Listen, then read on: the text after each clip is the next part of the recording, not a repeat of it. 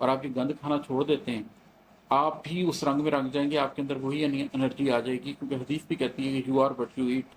तो जो शख्स तय्यबात नहीं खाएगा और जो शख्स रोज़ाना सजदे में जाकर अपना माथा ज़मीन पे लगा के अर्थ नहीं करेगा अपने आप को, उस नेगेटिव एनर्जी से अपने आप को बचाएगा नहीं, वो सारे इसकी नज़र होते जाएंगे।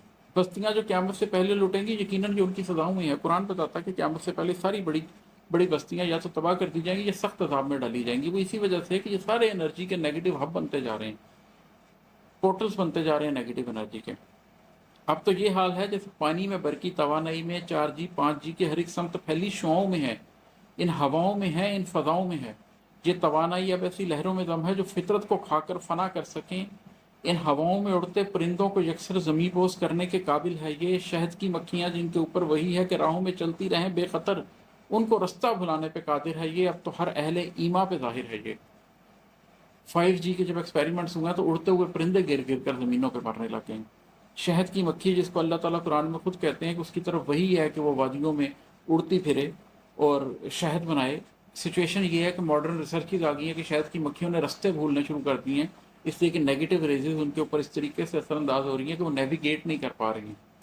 तो ये जिस तरीके से पेनिट्रेट कर दिया गया है पूरी दुनिया को एक नेगेटिव एनर्जी से, और सारे बड़े बड़े शहरों को उस नेगेटिव एनर्जी का पोर्टल बना दिया गया है, ये वो दावतुल अर्ज़ है जो तेज़ी से हमसे कलाम कर रहा है, हमसे बात कर रहा है, और हकीकत हमारे सामने खुलकर आती चली जा रही है।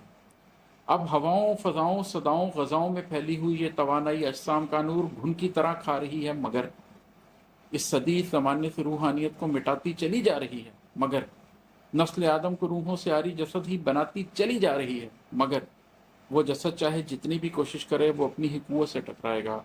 दावतुल अर्ज़ आखिर असा का वो एक मोजज़ाना तशख़्ख़ुस भी खा जाएगा, और जिन्नात भी ये समझ जाएंगे वो अगर गैब का इल्म रखते कहीं तो हज़ारों बरस इस कदर ज़िल्लत आमेज़ कामों में हरगिज़ ना फंसते कभी। ये अब जो हमारी हवाओं में फ़ज़ाओं में सदाओं में ग़ज़ाओं में हर तरफ ये नेगेटिव एनर्जी आ रही है, इससे रूहानियत ख़त्म तो हो रही है। पूरी नस्ल इंसान के अंदर कल्ब, लोग किसी को पता ही नहीं कि क्या है। कल्ब के अंदर नूर होता है, किसी को पता ही नहीं है। नफ्स को कैसे मारना है किसी को पता ही नहीं है। हम सब याजूज माजूज की कार्बन कॉपीज बनते चले जा रहे हैं। हम सब जसद बनते जा रहे हैं, रूहों से खाली, रूहों से आरी जिस्म बनते जा रहे हैं। मगर बिलाखिर ये नेगेटिव एनर्जी उस ससा का मुजदाना तशख़्ख़ुस भी खा जाएगी, जिसके बाद एकदम ये बात खुल जाएगी बहुत से लोगों के ऊपर कि इस सबको कंट्रोल कौन कर रहा है, और बहुत से लोग अपना रुख बदल लेंगे। पांसा पलट जाएगा, हक के खैमे में लोग बढ़ जाएंगे, बातिल के खैमे में लोग कम हो जाएंगे। यहाँ तक कि बहुत से जिन्नात भी उस साथ को छोड़ देंगे जब वो ये जान लेंगे कि वो दर हकीकत बेगार में किसी गलत का सहारा बने हुए थे, किसी का साथ दे रहे थे।